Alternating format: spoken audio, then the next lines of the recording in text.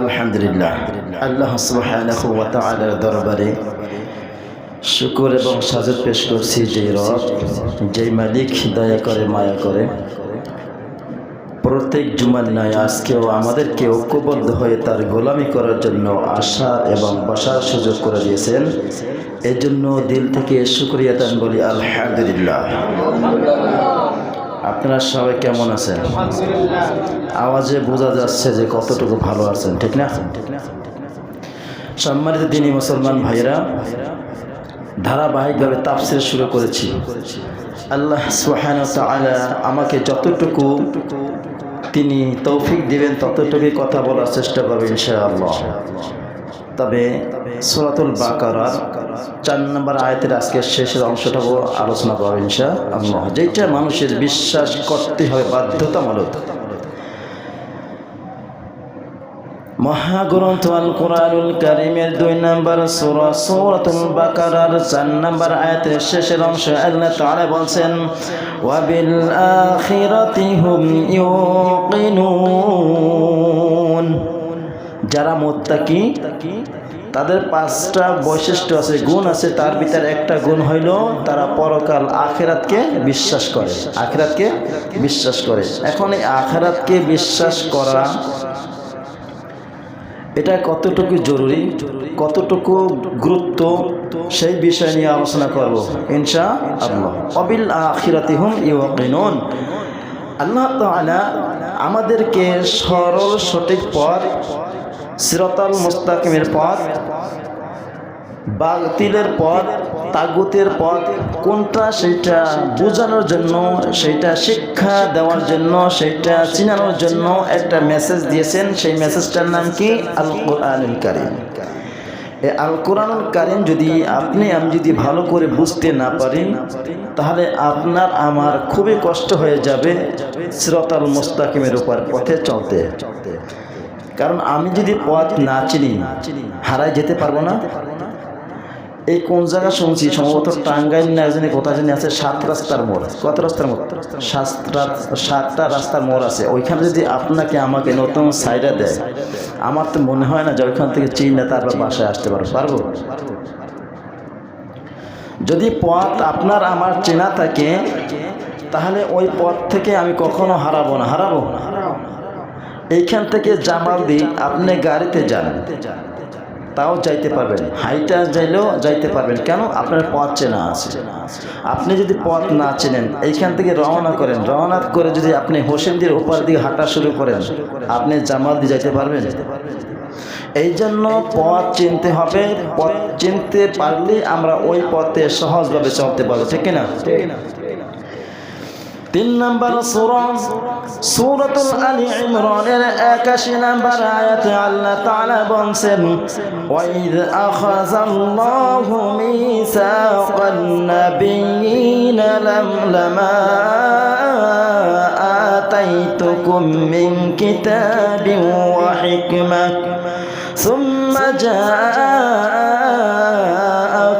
রাসূলুন মুসাদ্দিকুন lima মা'আকুম লাতু'মিনুন্না বিহি ওয়া লাতানসুরুন্নাহ ক্বালা আ'আকরারতুম ওয়া আখাযতুম আলা যালিকুম ইসরি ক্বালু আ'আকরারনা ক্বালা ফাশহাদু। আল্লাহ তাআলা বলেন, সমস্ত নবীদেরকে একত্রিত করে তাদের কাছ থেকে অঙ্গীকার নিয়েছেন, ওয়াদা নিয়েছিলেন। কি ওয়াদা নিয়েছিলেন? তোমাদেরকে আমি কিতাব আর হিকমত দিয়ে তোমাদেরকে আমরা পরিপূর্ণ করে দিয়েছি। আমি যেই তোমাদেরকে ওয়াদা নিচ্ছি, তোমাদের পরে যদি একজন রসুল আসে আর সেই রসুল যদি ইসলামের পথে আহ্বান করে, সেই রসুলকে তোমরা মেনে নিতে পারবা কিনা? সেই রসুলকে তোমরা মেনে নিতে পারবা কিনা? সেই রসুল হইল আখিরি নবী হযরত মুহাম্মদ সাল্লাল্লাহু আলাইহি ওয়াসাল্লাম। সমস্ত নবীদেরকে একত্রিত করে তারপর অঙ্গীকার নিয়েছেন যে তোমাদেরকে হিকমত দিয়েছি, কিতাব দিয়েছি, তোমাদের পরে একজন রসুল যদি আসে ইসলামের আহ্বান করেন, কোরআন মানুষকে আমার দিকে আহ্বান করে, তাহলে কি তোমরা সেই নবীকে মেনে নেবা, সেই নবীর উপর কি তোমরা ঈমান আনবা? সবাই এক বাক্যে বলেছিলেন ক্বালা আ'আকরারতুম ওয়া আখাযতুম আলা যালিকুম ইসরি ক্বালু আকরারনা। সমস্ত নবীরা বলেছে, হ্যাঁ রব্বুল আলামিন, তোমার কাছে ওয়াদা করলাম, পাকাপোক্ত ওয়াদা করলাম, তুমি যেই রসুলের কথা বলেছো, তুমি যেই নবীর কথা বলেছো, আমরা তাকে মেনে নেব, তার উপর ঈমান আনব। আল্লাহ তাআলা ক্বালু ফাশহাদু, আমি আল্লাহ তোমাদের কাছে সাক্ষী হয়ে গেলাম, আমিও সাক্ষী, তোমরাও সাক্ষী থাকো, আমিও সাক্ষী, তোমরাও সাক্ষী হয়ে থাকো। এখন তোমরা বলছো মুহাম্মদ এই যে শেষে একজন নবী আসবে, তার উপর তোমরা কতটুকু তাদেরকে মেনে নিতে পারবা? তারা ওইখানে বসে ওয়াদাবদ্ধ হয়েছে, আমরা সবাই এই নবীকে বিশ্বাস করি, সবাই আমরা তার উপরে মানব, তাকে প্রাধান্য দেব। কারণ এই নবীকে সমস্ত নবী মানতে স্বীকার করেছেন। আর এই নবী হযরত মুহাম্মদ সাল্লাল্লাহু আলাইহি ওয়াসাল্লাম যেই পরকালের কথাগুলো বলেছেন, তিনি কিন্তু তার কোনো মন গড়া কথা নয়, তিনি কিন্তু কোরআন থেকে তাদেরকে আহ্বান করেছেন, তিনি কোরআন থেকে মানুষকে আহ্বান করেন, কোরআন থেকে মানুষকে হেদায়েতের পথে ডাক দেন, তিনি কোরআন ছাড়া কোনো কথা বলেন নাই। এই কথাটা আল্লাহ তাআলা বলেন, আমার নবী যদি কোনো কথা, তার কথা যদি আমি আল্লাহ আমার নাম দিয়ে চালাই দিত, আমি রব তার হাতকে চেপে ধরতাম। যেই কণ্ঠ দিয়ে আমার নাম দিয়ে মিথ্যা রচনা রটাইতো, তার কণ্ঠ নালি আমি ছিঁড়ে ফেলতাম। তোমাদের ভিতরে এমন কোন লোক ছিল না আমি আল্লাহ আমার কাছ থেকে মুহাম্মদকে বাঁচাবে, এমন কোন লোক ছিল না। তার মানে কি, আল্লাহর নবী যেই কথা বলতেন, কোরআন থেকে কথা বলতেন, কোরআন ছাড়া কোনো কথা তিনি বলতেন না। আল্লাহর হুকুম ছাড়া, আল্লাহর ওহী যতক্ষণ পর্যন্ত তার উপরে না আসতো, তিনি কথা কোনো নিজের ইচ্ছায় বলতেন না। এখন আখিরাতকে বিশ্বাস করে কারা? 27 নম্বর সূরা সূরাতুন নামলে 3 নম্বর আয়াতে আল্লাহ তাআলা বলেন, আল্লাযীনা ইউকিমুনাস সালাতা ওয়া ইউতুনাজ যাকাতা ওয়া হুম বিল আখিরাতি হুম ইউকিনুন। আল্লাহু আকবার। যারা নামাজ কায়েম করে, যাকাত প্রদান করে এবং পরকালের উপরে দৃঢ় বিশ্বাস রাখে, পরকালের উপরে দৃঢ় বিশ্বাস রাখে, যারা নামাজ পড়ে, যাকাত দেয়, তারাই মুসলমানের অন্তর্ভুক্ত হইতে পারে। পারে না? ঠিক আছে, নামাজ পড়তেছে, যাকাত দিতেছে, কিন্তু তার ভিতরে অনেক রকমের খারাপি কাজ আছে। হয়তো অন্য রকমের সে সুদ খায়, ঘুষ খায়, অন্য রকমের তার ভিতরে পাপের ভিতরে জর্জরিত আছে। তারপরে তিনি যাকাত দেয়, পরকালের উপরে বিশ্বাস করে, টুডে অর টুমরো, সে আজ হোক কাল হোক আল্লাহ ওয়ালার খাঁটি বান্দা হয়ে যাবে ইনশাআল্লাহ। সূরাতুল আনআম 92 নম্বর আয়াতে আল্লাহ তাআলা বলেন, ওয়াল্লাযীনা ইউমিনুনা বিল আখিরাতি ইউকিনুনা বিহি ওয়া হুম আলা সালাতিহিম হাফিজুন। যারা সালাত কায়েম করে, যাকাত দেয় এবং কি নামাজের খুব কি করে, হেফাজত করে, পরকালকে বিশ্বাস করে, যাকাত দেয় এবং নামাজের হেফাজত করে। অর্থাৎ হেফাজত মানে নামাজ যেইভাবে পড়লে আল্লাহ তাআলা সন্তুষ্ট হবে, যেইভাবে পড়লে নবীর শিখানো অনুযায়ী আমরা সালাত আদায় করতে পারবো, যেইভাবে পড়লে আখিরাতকে আমরা প্রাধান্য লাভ করতে পারি, আল্লাহ তাআলা আমাদেরকে সন্তুষ্ট হয়ে জান্নাতমুখী করতে পারেন, সেইভাবে যদি আমরা নামাজ পড়ি, তাহলে নামাজের হেফাজত করা হবে ইনশাআল্লাহ। 9 নম্বর সূরা সূরাতুত তাওবার 99 নম্বর আয়াতে আল্লাহ তাআলা বলেন, ওয়া মিনাল আ'রাবি মান ইউমিনু বিল্লাহি ওয়াল ইয়াউমিল আখির ওয়া ইয়াত্তাখিযু মা ইউনফিকু কুরবাতিন ইনদাল্লাহি ওয়া সালাওয়াতির রাসূল আলা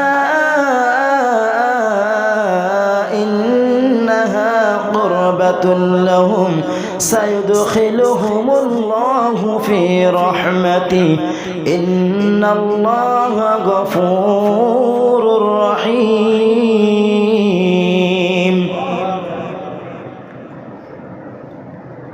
যখন কোনো জায়গায় কনসার্ট হয়, গানের অনুষ্ঠান হয়, যাত্রা হয়, সার্কেস হয়, সেইখানে যখন কোনো তাদের শ্রোতার মন মতন যদি কোনো একটা বাক্য বলা হয়, শ্রোতার মন মতন যদি একটা গান গাওয়া হয়, শ্রোতার মন মতন যদি একটা অভিনয় করে দেখানো হয়, শ্রোতার মন মতন যদি একটা অর্ধ উলঙ্গী নারীরা যদি নাচ গান করে, তখন শ্রোতারা হাতে তালি দেয়, জাগো দেয়, ঠিক না? কথা বলে না? অনুষ্ঠান দেখেন না, যেখানে মুসলমানি দেয়, গান বাজনা করে, বিয়ার অনুষ্ঠানে সারা রাত্র জায়গায় তারপরে গান বাজনা করে, আশেপাশের মানুষের ঘুম হারাম করে, চিল্লা চিল্লি শোনা যায় না? আর যখন কোরআন তেলাওয়াত করা হয়, তখন শয়তানে বলে, আরে বেটা, আমি যার কারণে মানুষের সাথে সংগ্রাম করি, যুদ্ধ করি, জিহাদ করি, লড়াই করি, যাদেরকে আমি ধোঁকা দিয়ে বোকা বানাইয়া জান্নাত থেকে জাহান্নামের দিকে নিয়ে যাব, এত চেষ্টা করি, আর তুই যদি এইখানে বসে আল্লাহ তাআলার বরত্ব ঘোষণা করো, তাহলে আমি শয়তান তোর কাছে হেরে যাব, দুর্বল হয়ে যাব। অতএব মুখ নীরব থাক। নীরবতাও কিসের লক্ষণ? সম্মতির লক্ষণ।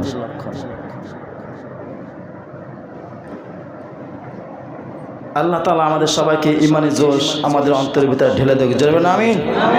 লিল্লাহি তাকবীর, লিল্লাহি তাকবীর। ওয়ামান আরাদা ومن الأعراب من يؤمن بالله واليوم الآخر ويتخذ ما ينفق قربات عند الله। বেদুইনদের ভিতরে এমন লোক আছে, আল্লাহওয়ালা লোক আছে, আল্লাহর পথে দান করে, সদকা করে, আল্লাহকে সন্তুষ্টর জন্য আল্লাহর হুকুমগুলো মেনে নেয়, আল্লাহ তাআলার পরকালকে বিশ্বাস করে, আল্লাহ তাআলার পরকালকে ভয় করে, বিশ্বাস করে, তারা আগে অগ্রিম কিছু কবরে পাঠাইয়া দেয়। অগ্রিম পাঠানো মানে কি? আপনি এখানে বসে যে দান সদকা করবেন, ভালো আমল করবেন, নেক কাজ করবেন, ভালো কিছু করবেন, এইগুলো আল্লাহ তাআলার কাছে আল্লাহ তাআলার জিম্মায় থাকবে।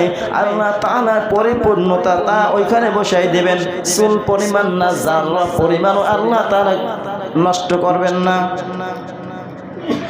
ويتخذ ما ينفق قربات عند الله وصلوات الرسول।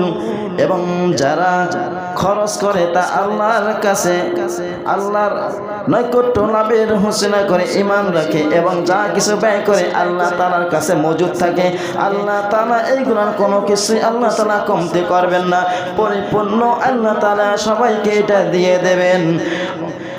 আর আল্লাহ তাআলা রহমত এবং নবীর দোয়া উসিলা করে, নবীর দোয়া কামনা করে, নবীর দোয়া কামনা করে।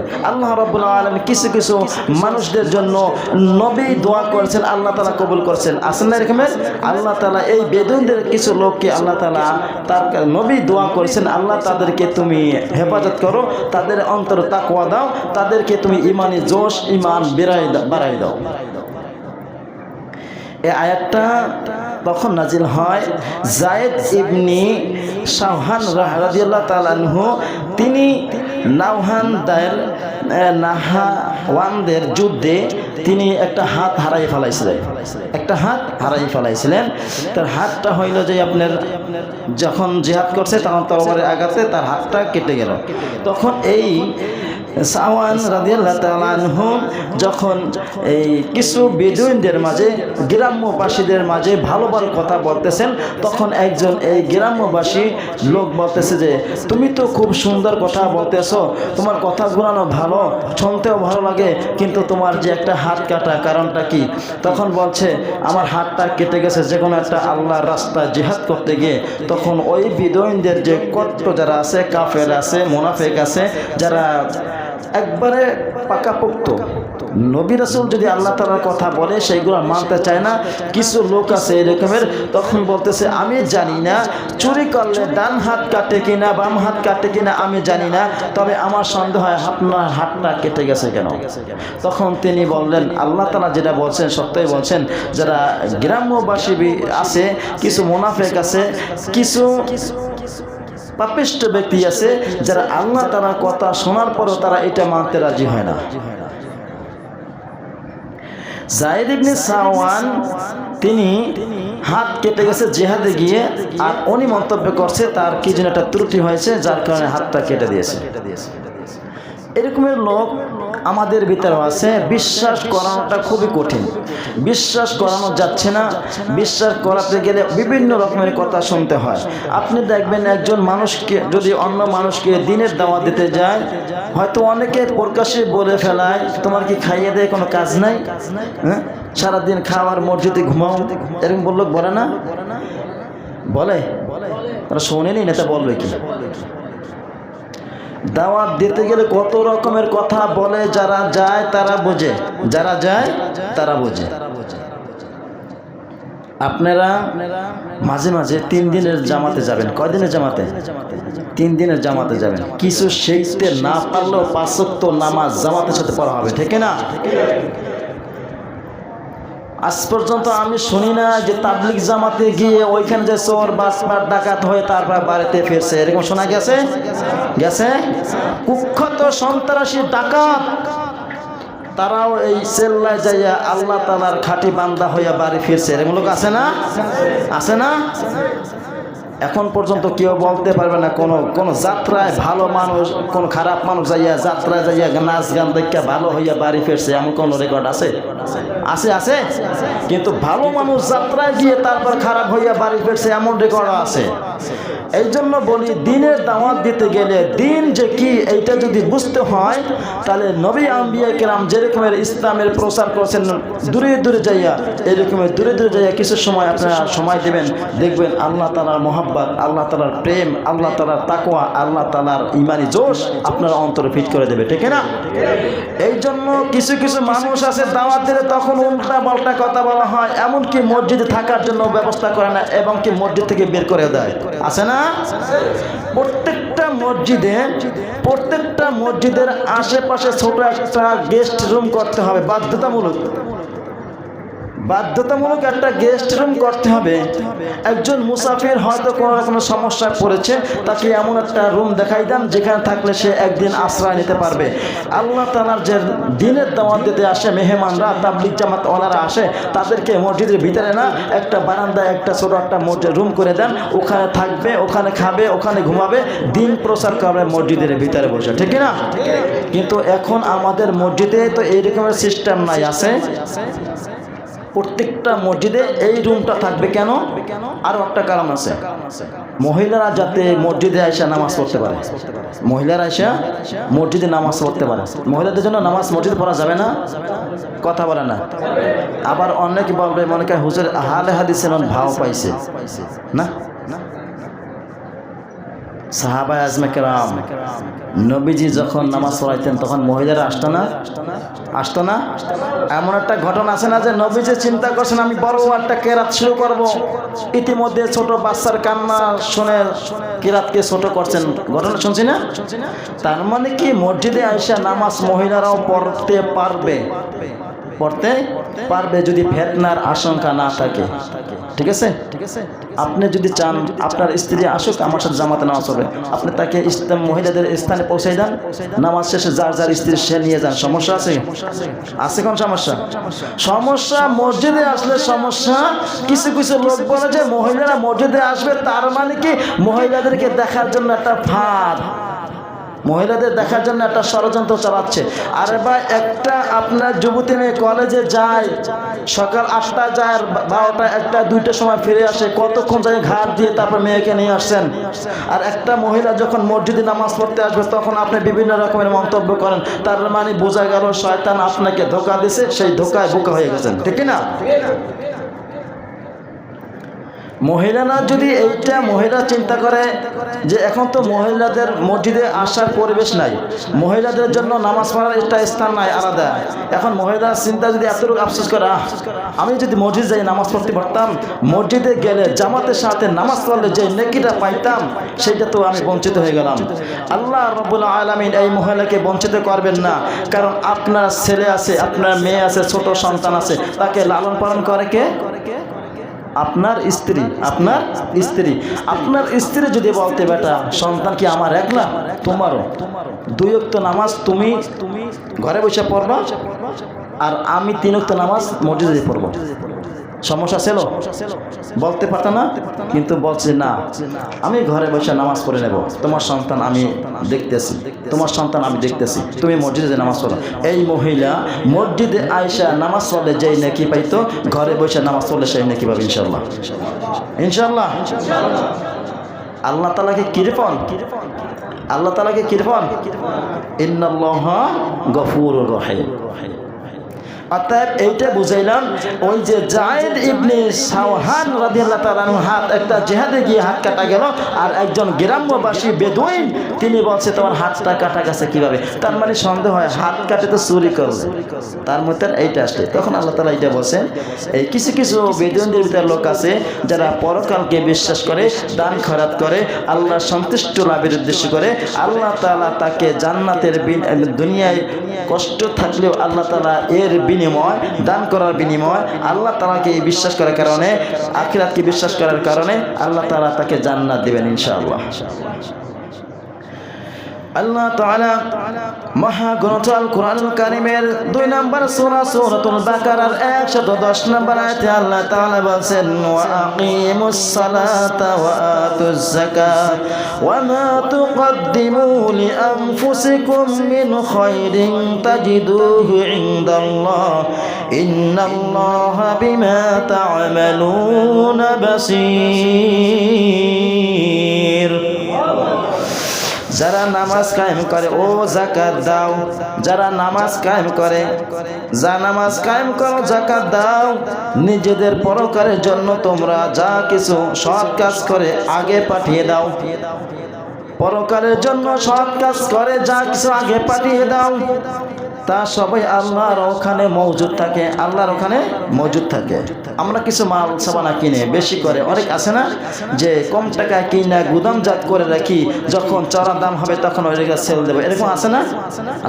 তা আল্লাহ তাআলা বলছে তোমরা যা কিছু ওখানে পাঠাই দেবা আমি ওখানে রেখে দেব। আমি রব যদি চাই 10 না আমি 700 গুণ পর্যন্ত বৃদ্ধি করে দিতে পারি, আমি রব, ঠিক না? এই জন্য আল্লাহ তাআলা তাদেরকে সাহস দিচ্ছে, তোমরা নামাজ কায়েম করো, যাকাত দাও, আর পরকালে যা কিছু সৎ কাজ করে পাঠিয়ে দাও, এইগুলো আমি রব আমার কাছে মজুদ থাকে। ইন্নাল্লাহা বিমা তা'মালুনা বাসীর। তোমরা যা কিছু করো সবই আল্লাহ তাআলা দেখেন না? আল্লাহ তাআলা সব কিছু দেখেন। তুমি কোন নিয়তে কি করতেছো, গোপনে দান করতেছো, প্রকাশ্যে দান করতেছো, তুমি মানুষকে দেখানোর জন্য দান করতেছো, তুমি এর জন্য দান করতেছো আমার দান দেখে আরো 10 জনে দান করে এটার জন্য দিতেছো, সব কি এখন সময়? যদি তুমি চাও আমি 10 টাকা দান করব, আমার দেখা দেখি আরো 10 জন ভাই 10 টাকা করে দান করে অনেক টাকা হয়ে যাবে, তার এই দানটা হলো উত্তম। আর আপনি যদি নিয়ত করেন আমার দান দেখে সবাইকে আমাকে বাহবা জানাবে, আমাকে দান দাতা বলবে, তার এই দানটা আপনার নেকি হবে না, বরং সেই নেকির পরিবর্তে গুনাহ হবে, রিয়া, অহংকারমূলক দান।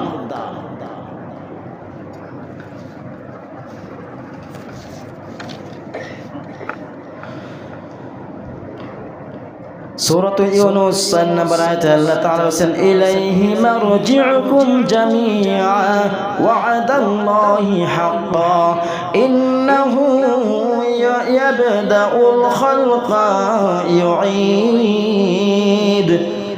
লিয়াজজিয়াল্লাযীনা আমানু ওয়া আমিলুস সালিহাতি বিল কিসত।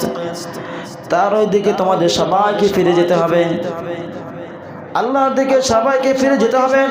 এটা আল্লাহ তাআলার সত্য ওয়াদা, ওয়া'দাল্লাহি হাক্কা, এটা আল্লাহ তাআলার সত্য ওয়াদা। ইন্নাহু ইয়াবদাউল খালকা ইউঈদ, যিনি আল্লাহ রাব্বুল আলামিন নিঃসন্দেহে সৃষ্টির সূচনা তিনি করেন, আবার দ্বিতীয়বার সৃষ্টির সূচনা করবেন, সৃষ্টির সূচনা করবেন। প্রথম আমাদেরকে সৃষ্টি করেছেন, আমরা যখন সবাই মারা যাব তখন আল্লাহ তাআলা আবার আমাদেরকে সৃষ্টি করবেন না?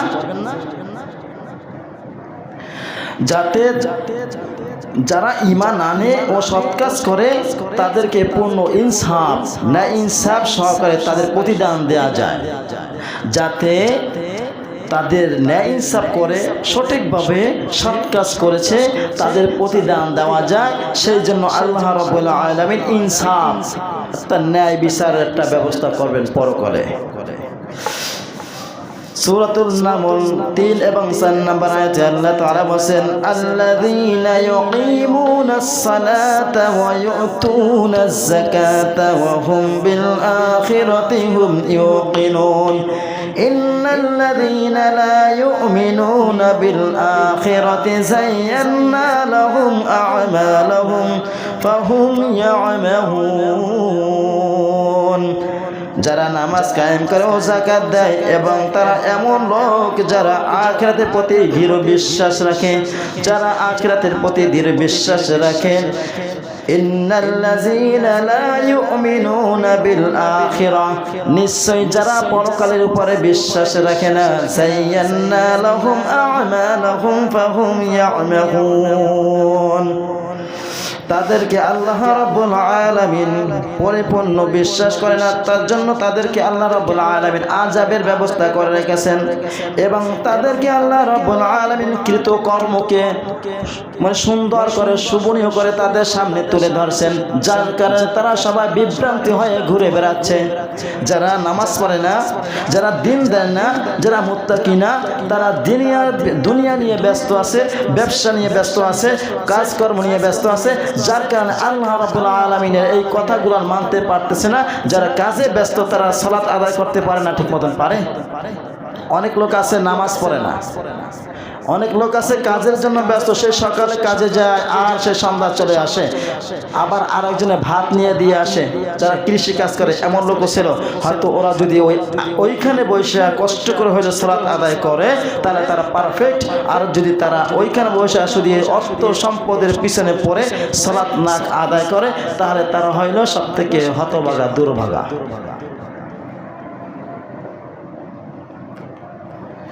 সূরাতুল ইউসুফ 57 নম্বর আয়াতে আল্লাহ তাআলা বলেন, ওয়ালা আজরুল আখিরাতি খায়রুল লিল্লাযীনা আমানু ওয়া কানু ইয়াত্তাকুন।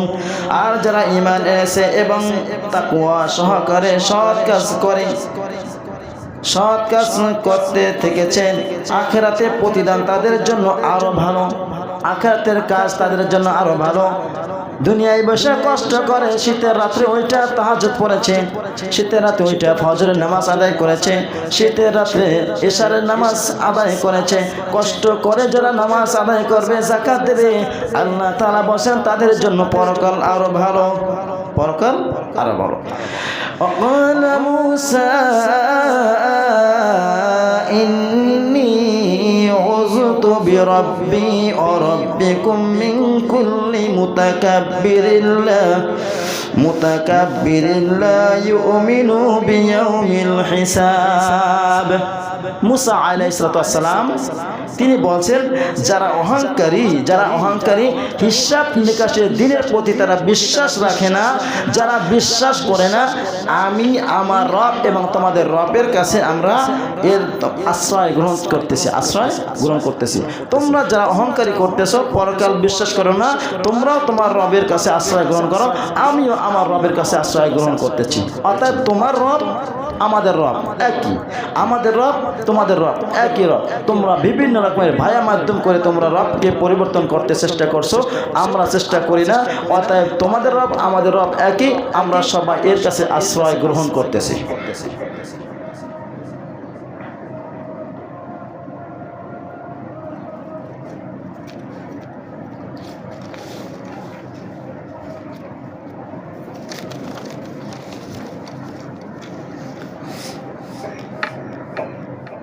আল্লাহ রাব্বুল আলামিন আমাদেরকে সৃষ্টি করেছেন, কিসের জন্য সৃষ্টি করেছেন?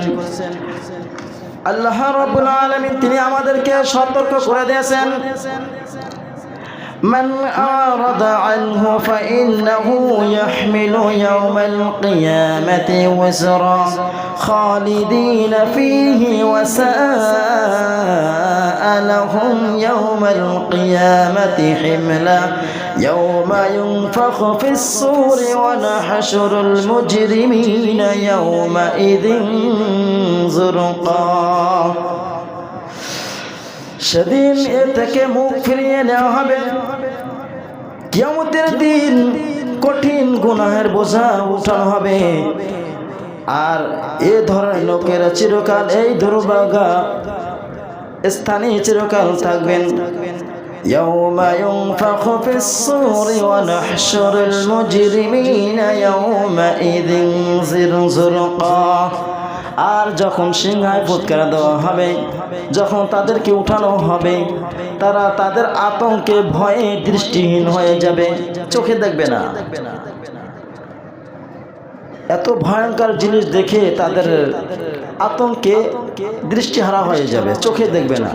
এই অপরাধীদেরকে আল্লাহ তাআলা এত ভয়াবহভাবে উঠানো হবে, আল্লাহ তাআলা বলেন এরা ভয়তে আতঙ্কে দৃষ্টিহীন হয়ে যাবে। এখন আল্লাহ রাব্বুল আলামিন সূরা তাহার 124 থেকে 127 নম্বর আয়াতে আল্লাহ তাআলা বলেন, ওয়া মান আ'রাদা আন যিকরি ফাইন্না লাহু মাঈশাতান দানকা ওয়া নাহশুরুহু ইয়াওমাল কিয়ামাতি আ'মা ক্বালা রাব্বি লিমা হাশারতানি আ'মা ওয়া ক্বাদ কুনতু বাসীরা ক্বালা কাযালিকা আতাতকা আয়াতুনা ফানাসিতাহা ওয়া কাযালিকাল ইয়াওমা তুনসা। আল্লাহ রাব্বুল আলামিনের কাছে প্রশ্ন করবেন, আর রাব্বুল আলামিন তারা একে অপরে চুপি চুপি বলবে, আমাদেরকে বাঁচার কোনো উপায় আছে কিনা, আমাদের কেন অবস্থা হয়ে গেল। আল্লাহ তাআলা বলেন, আমান আ'রাদা আন যিকরি, আজকে তোমাদের অবস্থা এমন হয়েছে এই কারণে যারা দুনিয়ায় বসে আমার নিদর্শন তোমার কাছে পৌঁছাইছিল, তুমি শুনছে না, দেখছে না, কিন্তু আমার এই নিদর্শন থেকে, জিকির থেকে মুখ ফিরাই নিয়েছে না, আমার হুকুম থেকে মুখ ফিরাই নিয়েছে না, আমার দায়িত্ব থেকে মুখ ফিরাই নিয়েছে না, আমি যে নির্দেশ করেছিলাম সেই নির্দেশ থেকে মুখ ফিরিয়ে নিয়েছিল।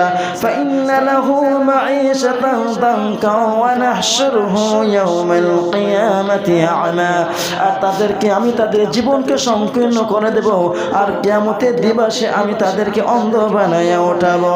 ক্বালা রাব্বি লিমা হাশারতানি আ'মা ওয়া ক্বাদ কুনতু বাসীরা, তারা প্রশ্ন আল্লাহর কাছে বলবে, আর দুনিয়ায় বসে চক্ষুষ্মান ছিলাম, চোখে দেখছিলাম, দৃষ্টি দিয়েছিলাম, কত কিছু করেছি, আল্লাহ যেটা দেখেছি সত্য দেখেছি, মিথ্যা বানাইছিলাম, আল্লাহ সত্যকে মিথ্যা বানানোর চেষ্টা করেছিলাম, নির্দোষ মানুষকে আসামি বানাইছিলাম, আসামিকে নির্দোষ বানাইছিলাম, অপরাধীকে শাস্তি না দিয়ে তাদেরকে খালাস করে দিয়েছিলাম, আল্লাহ নির্দোষ মানুষদেরকে অপরাধী বানাইয়া 14 শিখের ভিতরে জেলখানায় ভরে রেখেছিলাম। এত গুনাহ করেছে কিভাবে আল্লাহ? আল্লাহ তাআলা বলবেন, আর আমার বান্দারা শোনো, তোমরা দুনিয়ায় বসে আমার নিদর্শনকে যেইভাবে ভুলে গিয়েছিলা, আমার নিদর্শন থেকে মুখ ফিরাইয়া নিয়েছিলা, আল্লাহ তাআলা বলবেন, ক্বালা কাযালিকা আতাতকা আয়াতুনা ফানাসিতাহা ওয়া কাযালিকাল ইয়াওমা তুনসা। দুনিয়ায় বসে আমার নিদর্শন এসেছিল, দুনিয়ায় বসে আমার নবীরা আর আমার পথে তোমাদেরকে আহ্বান করেছিল, আমার পথ কোনটা সেটা শেখানোর জন্য, চেনানোর জন্য কত কষ্ট করেছো। তোমরা নবীদেরকে মিথ্যা বলেছিলা, নবীদেরকে পাগল বলেছিলা, নবীদেরকে জাদুকর বলেছিলা, নবীদেরকে বিভিন্ন রকমের মিথ্যা অপবাদ দিয়ে দেশ থেকে দেশান্তর করেছিলা, নবীরা জন্মভূমি ত্যাগ করে অন্য রাষ্ট্রে যাইয়া বসবাস করতে বাধ্য করেছিলাম, নবীদেরকে মারার জন্য সাগরের ভিতরে ধাওয়া করেছিলাম, নবীদেরকে মারার জন্য গুহার ভিতরে তাকাইছিলা, আমি রব তাদেরকে হেফাজত করেছিলাম। আসহাবে কাহাবে সেই ব্যক্তি যুবকদেরকে আমি হেফাজত করেছিলাম, গুহার ভিতরে ঢুকলে তোমরা দেখতে পারতা, কিন্তু আমি রব এমন ভয়ঙ্কর আকৃতি তাদেরকে বানাইয়া রাখছিলাম যাতে তোমরা একবার দেখে দ্বিতীয়বার আর দেখানোর সাহস না পাও। আমি রব তোমাদেরকে বিভিন্ন রকমের আমার নিদর্শন পৌঁছাইছিলাম, বিভিন্ন রকমের বিভিন্ন নবী রাসূলদেরকে তোমাদেরকে দাওয়াত দিয়েছিলাম, বিভিন্ন নবীদের উপর কোরআন দিয়েছিলাম, বিভিন্ন নবীদের উপর কিতাব দিয়েছিলাম, কিতাব দিয়ে আমি রব রব আমার পরিচয় তুলে ধরতে গিয়েছিল, আমি রব আমার রবকে চিনানোর জন্য তোমাদেরকে আহ্বান করেছিল।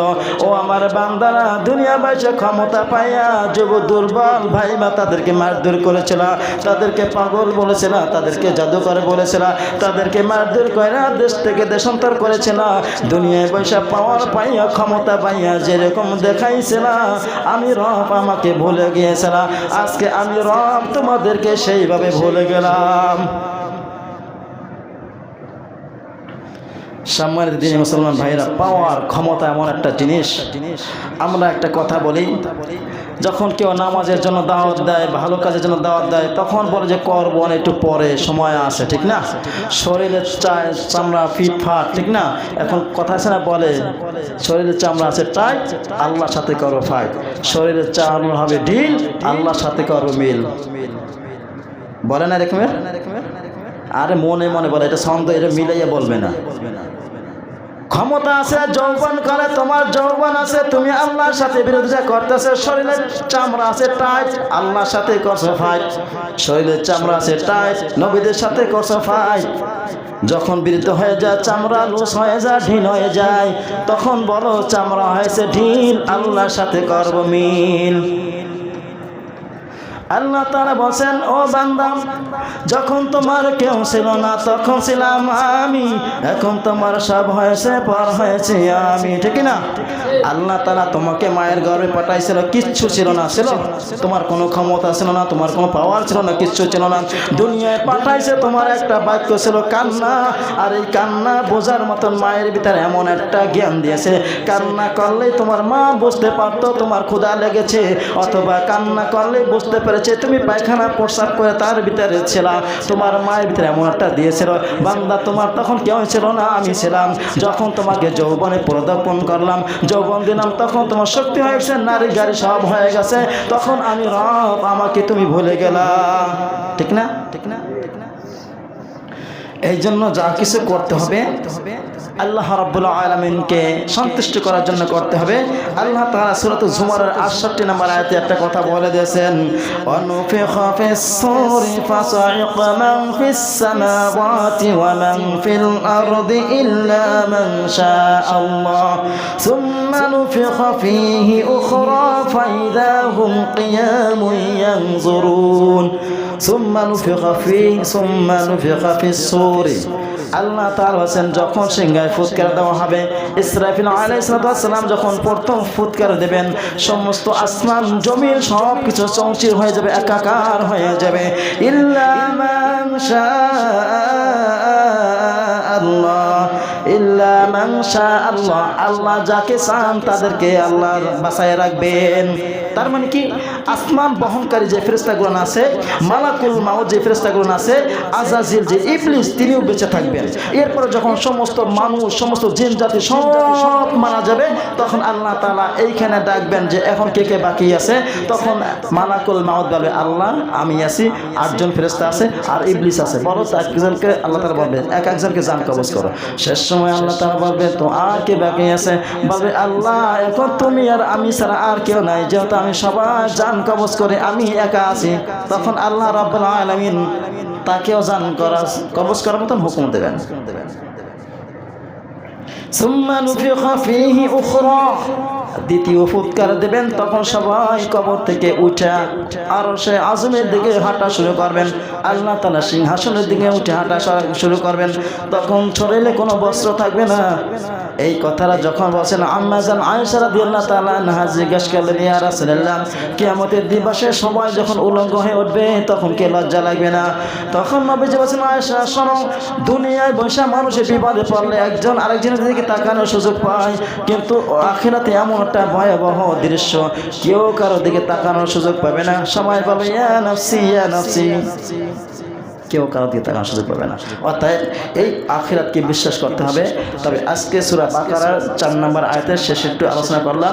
ইনশাআল্লাহ আগামী জুমার 5 থেকে শুরু করব।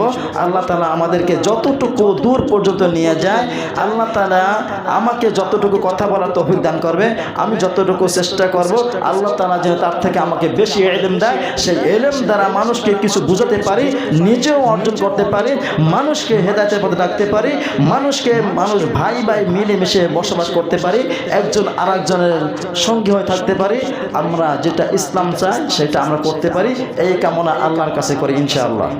ইনশাআল্লাহ আল্লাহ আমরা এখানে যারা উপস্থিত আছি আমাদের সবাইকে হায়াতে তয়্যিবা সিফাতে কুল্লিয়া দান করে দাও, জোরে বলেন আমিন।